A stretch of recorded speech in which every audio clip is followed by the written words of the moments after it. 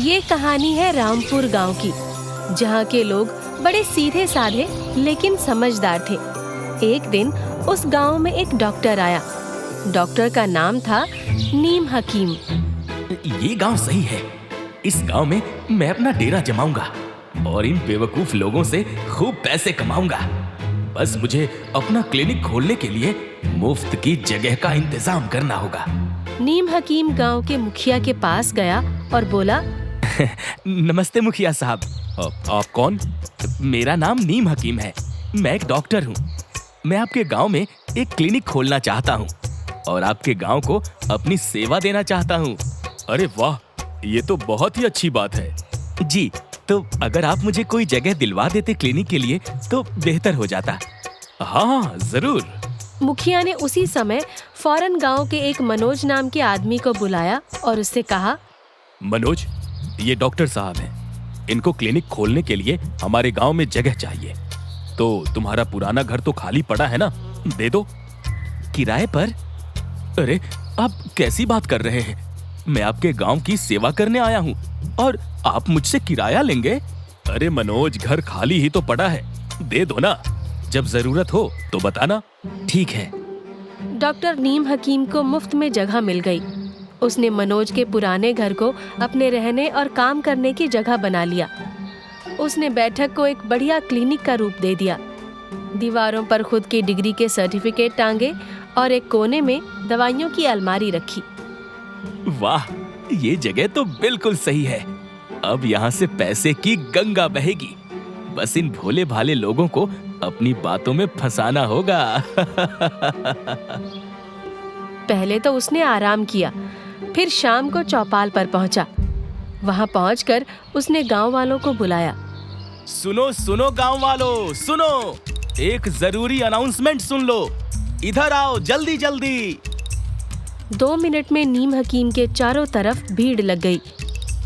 गांव वालों, अब आपको किसी भी बीमारी के लिए शहर जाने की जरूरत नहीं है। मैं डॉक्टर नीम हकीम हर बीमारी का इलाज यहीं करूंगा। चाहे खांसी हो, बुखार हो या पेट दर्द, सब कुछ यहीं ठीक होगा। और हाँ, फीस भी बहुत कम है, तो बेझिझक मेरे पास आइए। गांव वाले ये सुनकर बड़े खुश हुए। अरे वाह, ये तो बहुत अच्छा हुआ। हाँ, हम जरूर आएंगे। हम भी आएंगे डॉक्टर साहब। Thank you, thank you.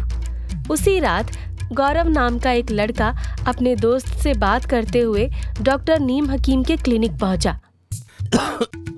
Doctor साहब, मुझे पिछले 3 दिन से खांसी जुकाम हो रहा है। कुछ ऐसा दीजिए कि जल्दी ठीक हो जाऊं। ये तो सामान्य खांसी जुकाम नहीं लगता। मुझे पूरी जांच करनी होगी, वरना ये बड़ी बीमारी बन सकती है। नीम हकीम ने अपने पुराने औजारों को उठा लिया और गौरव के गले और कान को देखकर अजीबोगरीब चेहरा बनाया। मामला गंभीर है, लेकिन चिंता मत करो, मैं हूं ना। जांच के लिए 200 रुपए लगेंगे और दवाइयों के लिए 50। ठीक है डॉक्टर साहब, जो भी लगे, बस मेरी खांसी ठीक कर दीजिए। नीम हकीम ने गौरव को दवाइयों की पुड़िया थमाई। गौरव ने पैसे दिए और घर चला गया। अगले दिन इत्तेफाक से गौरव की खांसी ठीक हो गई। उसने नीम हकीम की जमकर तारीफ की। अरे राजीव, तुझे पता है, डॉक्टर साहब तो कमाल के हैं। मेरी 3 दिन की खांसी एक ही दिन में ठीक हो गई। अब हमें शहर जाने की कोई जरूरत नहीं है। मुझे लगा ही था कि ये डॉक्टर अच्छा है। गांव वालों ने जब ये सुना तो उनके मन में नीम हकीम के लिए विश्वास बढ़ गया। लोग नीम हकीम के क्लिनिक पर उमड़ने लगे। नीम हकीम मन ही मन अपनी चालाकी पर मुस्कुरा रहा था। वाह, ये तो सोने का अंडा देने वाली मुर्गियां हैं। अब इनसे जितना हो सके ऐंठ लूंगा। गांव में नीम हकीम की लोकप्रियता दिन ब दिन बढ़ रही थी। लोग उसकी तारीफें करते नहीं थक रहे थे। गांव के लगभग हर घर से कोई ना कोई मरीज उसके क्लिनिक पहुंचने लगा। लेकिन नीम हकीम को गांव की भाषा समझने में बड़ी दिक्कत होती थी। अजीब लोग हैं ये। यहाँ की भाषा तो सिर दर्द है। ये 2.25, 2.25, 2.5, 1.5 क्या होता है ये? सीधे पैसे क्यों नहीं बताते? एक दिन शांति नाम की औरत अपने पिता के साथ क्लिनिक आई। डॉक्टर साहब, मेरे पिताजी को बहुत तेज बुखार है, बताइए कितना खर्चा आएगा?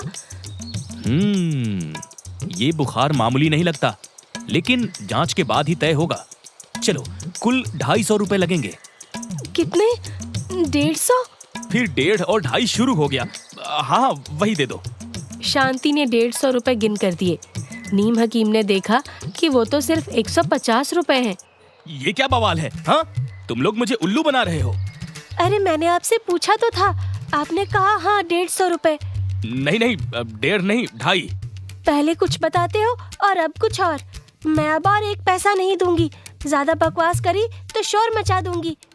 शांति ये बोलकर अपने पिता को लेकर चली गई। कई दिन से मेरे साथ यही हो रहा है। अब से मैं पैसे सिर्फ लिख कर बताऊंगा, कोई बहाना नहीं चलेगा। अगले दिन से नीम हकीम ने फीस कागज पर लिख कर मांगनी शुरू कर दी, पर गांव वाले कहाँ चुप रहने वाले थे। उन्होंने नया तरीका ढूंढ निकाला। डॉक्टर साहब, मेरे पति को हल्का सा दर्द हो रहा है, जरा देख लीजिए। हाँ, ये तो मामूली बात है, सिर्फ 100 रुपए लगेंगे। लेकिन जब इलाज शुरू हुआ तो पता चला कि मरीज को टॉन्सिल का गंभीर संक्रमण था। उसका इलाज 1000 रुपए से ऊपर का हो गया। आपके टोटल 1050 रुपए हुए। पहले तो आपने 100 रुपए कहा था और अब 1000 रुपए मांग रहे हो। ये धोखा है, मैं पैसे नहीं दूंगी। लो पकड़ो 100 रुपए। गांव वाले नीम हकीम से इस तरह लड़ते झगड़ते और मजे लेते रहते। धीरे धीरे हालात ऐसे हो गए कि नीम हकीम को लगने लगा कि गांव वाले उसे लूट रहे हैं। इन लोगों को लूटने आया था, अब ये मुझे ही लूट रहे हैं। लेकिन अब मैं इन्हें सबक सिखाऊंगा। नकली और एक्सपायर्ड दवाइयां दूंगा तो मजा आएगा। बोल दूंगा महंगी दवाइयां चाहिए तो ज्यादा पैसे दो। अगले दिन नीम हकीम ने अपनी अलमारी में छिपी पुरानी और बेकार दवाइयां निकाल ली। तभी उसका पहला मरीज गांव का मुखिया क्लिनिक में आया। डॉक्टर साहब, मुझे सिर दर्द हो रहा है, कोई दवाई दीजिए। हाँ, ये लो, ये दवाई तुरंत असर करेगी, बस 30 रुपए। मुखिया दवाई लेकर चला गया। साहिल मुखिया के साथ क्लिनिक में आया। What nonsense is this, doctor? You gave my father an expired medicine. He is feeling worse now. अरे वो शायद गलती से दे दी होगी, मैं देखता हूँ। Shut up! You call yourself a doctor? This is cheating. I'll report you. साहिल के गुस्से से नीम हकीम के पसीने छूट गए। तभी क्लिनिक में जोर जोर से हंसी की आवाजें आने लगी। उसने खिड़की के बाहर झांका तो गांव वाले इकट्ठा होकर हंस रहे थे। डॉक्टर साहब, ये है हमारा असली डॉक्टर, डॉक्टर साहिल, मेरा बेटा, जो शहर गया हुआ था, आज लौट आया है। अब आप हमें बताइए कि आप कौन से मेडिकल कॉलेज से पढ़े हैं? वो मेरा मतलब है, मैं तो गांव की सेवा के लिए आया था। अरे वाह, सेवा करने के नाम पर लोगों को नकली दवाइयां देना और एक्सपायर्ड दवाइयों से इलाज करना, यही आपकी सेवा है? मुझे लगा कि यहाँ कोई डॉक्टर नहीं है तो इन लोगों को उल्लू बनाया जाए। ना यहाँ कोई उल्लू है और ना यहाँ के लोगों को कोई उल्लू बना सकता है। ये मेरा गांव है, समझे? मुझे तुझ पर पहले दिन ही शक हो गया था, इसलिए मैंने डॉक्टर साहिल को फोन करके आने को कह दिया था। साफ साफ कह रहा हूँ, या तो तुरंत अपना बोरिया बिस्तर बांधो और यहाँ से चले जाओ, वरना पुलिस बुलाकर तुम्हारी ठगी का हिसाब करेंगे हम। नीम हकीम ने बिना कोई बहस किए फौरन अपना सामान पैक किया और भागने की तैयारी करने लगा। हे भगवान, ये गांव तो मेरी कमाई के सपने का कब्रिस्तान बन गया। यहाँ के लोग तो मुझसे भी चालाक निकले। डॉक्टर नीम हकीम ने भागने के लिए गांव की सबसे सुनसान गली पकड़ी। पीछे से गांव वाले हंसते हंसते बोले,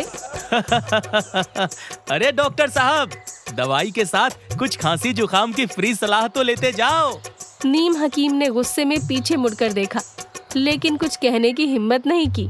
वो रामपुर गांव से ऐसे भागा कि दोबारा वहां का नाम तक नहीं लिया।